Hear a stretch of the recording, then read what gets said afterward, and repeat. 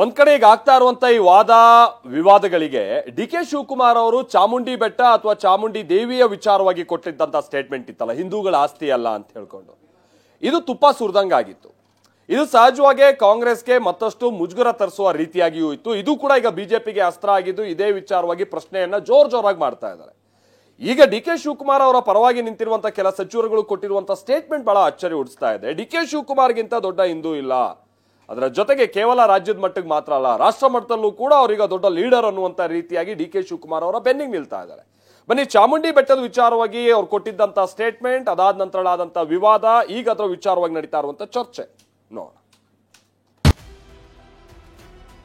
ಚಾಮುಂಡಿ ಬೆಟ್ಟ, ಚಾಮುಂಡಿ ದೇವರು ಎಲ್ಲಾ ಧರ್ಮದವ್ರಿಗಿದೆ, ಹಿಂದೂಗಳ ಆಸ್ತಿ ಏನಲ್ಲ. ಅದು ಹಿಂದೂಗಳದಲ್ಲ ಅಂದ್ಮೇಲೆ ಮುಲ್ಲಾಗಳನ್ನ ನೇಮಕ ಮಾಡ್ತೀರಾ? ಬೇಜವಾಬ್ದಾರಿಯುತ ಒಂದು ಹೇಳಿಕೆ. ನೊಬೆಲ್ ಪ್ರಶಸ್ತಿ ಏನಾದರೂ ಕೊಡುವಂತದ್ದಿದ್ರೆ ಅದು ಡಿ ಕೆ ಶಿವಕುಮಾರ್ಗೆ ಕೊಡಬೇಕು, ಕ್ಷಮಾಪಣೆ ಕೇಳಬೇಕು. ಡಿಸಿಎಂ ಡಿಕೆ ಶಿವಕುಮಾರ್ ಚಾಮುಂಡಿ ಬೆಟ್ಟದ ಆಸ್ತಿ ಕುರಿತ ಆಡಿದ್ದ ಮಾತು ಚರ್ಚೆಗೀಡಾಗಿದೆ.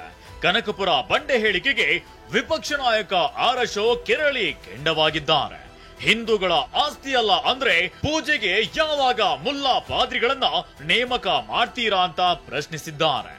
ಚಾಮುಂಡಿ ಬೆಟ್ಟ, ಚಾಮುಂಡಿ ದೇವರು ಎಲ್ಲಾ ಧರ್ಮದವ್ರಿಗಿದೆ, ಹಿಂದೂಗಳ ಆಸ್ತಿ ಏನಲ್ಲ. ಎಲ್ಲಾ ಸಮಾಜದವರು ಚಾಮುಂಡಿ ಬೆಟ್ಟಕ್ಕೆ ಹೋಗ್ತಾರೆ, ದೇವರಿಗೆ ಪ್ರಾರ್ಥನೆ ಮಾಡ್ತಾರೆ, ಅವ್ರ ನಂಬಿಕೆ. ನಾವು ಇದಕ್ಕೆ ಹೋಗ್ತೀವಪ್ಪ, ಮಸೀದಿಗಳಿಗೆ ಹೋಗ್ತೀವಿ, ಚರ್ಚ್ಗಳಿಗೆ ಹೋಗ್ತೀವಿ, ನಮ್ಮ ಬಸ್ಸಿಗಳಿಗೆ ಹೋಗ್ತೀವಿ, ಜೈನ್ ಟೆಂಪಲ್ಗೆ ಹೋಗ್ತೀವಿ, ಗುರುದ್ವಾರಾಗ ಹೋಗ್ತೀವಿ.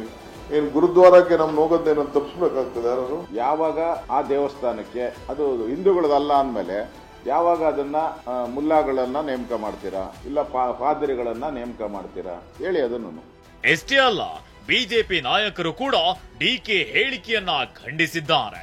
ಸಾಲದಕ್ಕೆ ಡಿಸಿಎಂ ಕ್ಷಮೆ ಕೇಳಬೇಕು ಅಂತ ಆಗ್ರಹ ಮಾಡಿದ್ದಾರೆ. ಉಪಮುಖ್ಯಮಂತ್ರಿಗಳು ಇದರ ವಿಚಾರದಲ್ಲಿ ಈಗಾಗಲೇ ತಪ್ಪನ್ನ ಕ್ಷಮಾಪಣೆ ಕೇಳಬೇಕು. ಯಾಕಂದ್ರೆ ಇದು ಹಿಂದೂಗಳಿಗೆ ಸೇರಿರೋದಲ್ಲ, ಎಲ್ಲರಿಗೂ ಸೇರಿರೋದಂತಂದ್ರೆ ಏನರ್ಥ? ಕ್ಷಮೆಯನ್ನ ಈಗೆಲ್ಲ ಬೇರೆ ಬೇರೆ ವಿಚಾರದಲ್ಲೆಲ್ಲ ಕ್ಷಮೆಯನ್ನ ಕೇಳಿದರೆ ಇಲ್ಲೂ ಜನರ ಹತ್ರ ಕ್ಷಮೆಯನ್ನು ಕೇಳಬೇಕು. ಉಪಮುಖ್ಯಮಂತ್ರಿಗಳು ಹೇಳಿರ್ತಕ್ಕಂಥ ಮಾತು ಅತ್ಯಂತ ಒಂದು ಬೇಜವಾಬ್ದಾರಿಯುತ ಒಂದು ಹೇಳಿಕೆ. ತಾಯಿ ಚಾಮುಂಡೇಶ್ವರಿ ಒಂದು ಕ್ಷೇತ್ರ ಇದೆ, ಚಾಮುಂಡಿ ಬೆಟ್ಟ, ಅದರಲ್ಲಿ ಯಾವುದೇ ರೀತಿಯ ಅನುಮಾನ ಇಲ್ಲ. ಡಿ ಕೆ ಶಿವಕುಮಾರ್ ನಾಟಕಗಳು ಎಷ್ಟರ ಮಟ್ಟಿಗಿದೆ ಅಂತ ಹೇಳಿದ್ರೆ, ಇಶ್ಯೂಸ್ ಎಲ್ಲ ಡೈವರ್ಟ್ ಮಾಡಲಿಕ್ಕೆ ಇವತ್ತಿನ ಇಶ್ಯೂ ನಾಳೆಗಿಲ್ಲ, ನಾಳೆ ಇಶ್ಯೂ ನಾಳ್ದಿಗಿಲ್ಲ, ಈ ಇಶ್ಯೂ ಡೈವರ್ಟ್ ಮಾಡುವುದರಲ್ಲಿ ಏನಾದರೂ ಇವತ್ತು ನೊಬೆಲ್ ಪ್ರಶಸ್ತಿ ಏನಾದರೂ ಕೊಡುವಂಥದ್ದಿದ್ರೆ ಅದು ಡಿ ಕೆ ಶಿವಕುಮಾರ್ಗೆ ಕೊಡಬೇಕು. ಬಿಜೆಪಿ ನಾಯಕರು ಹೀಗೆ ಕನಕಪುರ ಬಂಡೆ ಮೇಲೆ ಮುಗಿಬಿದ್ದಿದ್ದಾರೆ. ಹಿಂದೂ ವಿರೋಧಿ ಎಂಬ ಪಟ್ಟ ಕಟ್ಟುವ ಅರ್ಥದಲ್ಲಿ ವಾಗ್ದಾಳಿ ನಡೆಸಿದ್ದಾರೆ. ಈ ಬಗ್ಗೆ ಮಾಗಡಿ ಕಾರ್ಯಕ್ರಮದಲ್ಲಿ ಮಾತನಾಡಿರೋ ಸಚಿವ ದಿನೇಶ್ ಗುಂಡೂರಾವ್, ಡಿಕೆಗಿಂತ ಅಪ್ಪಟ ಹಿಂದೂ ನಿಮಗೆ ಸಿಗೋದಿಲ್ಲ ಅಂತ ಹೇಳಿದ್ದಾರೆ. ಇನ್ನು ಮಾಜಿ ಸಚಿವ ಎಚ್ಎಂ ರೇವಣ್ಣ, ಡಿಕೆ ಕಳೆದೆರಡು ದಿನಗಳಿಂದ ಬೇಸರದಲ್ಲಿದ್ದಾರೆ, ಅವರೊಂದಿಗೆ ನಾವಿದ್ದೇವೆ ಅಂತ ಹೇಳಿದ್ದಾರೆ. ನೀವು ಡಿ ಕೆ ಶಿವಕುಮಾರ್ಗಿಂತ ಅಪ್ಪಟ ಹಿಂದೂ ನಿಮ್ಗೆ ಯಾರಿಗೂ ಸಿಗೋದಿಲ್ಲ, ಸುಮ್ಮನೆ ಯಾಕೆ ಯಾಕೆ ಈ ತರ ಎಲ್ಲ ನೀವು ಪ್ರಚೋದನೆಕಾರಿ ಮಾತುಗಳಾಡ್ತೀರ? ಸುಮ್ಮನೆ ಅವ್ರ ಬಿಜೆಪಿ ಅವ್ರಿಗೆ ಬೇರೆ ಕೆಲಸ ಇಲ್ಲ. ಯಾಕೆಂತ ಹೇಳಿದ್ರೆ ಅವ್ರಿಗೆ ಇಶ್ಯೂ ಇಲ್ಲ, ನಾಯಕತ್ವ ಇಲ್ಲ, ಈ ರಾಜ್ಯದಲ್ಲಿ ಅವ್ರ ಮುಖಂಡತ್ವ ಇಲ್ಲ.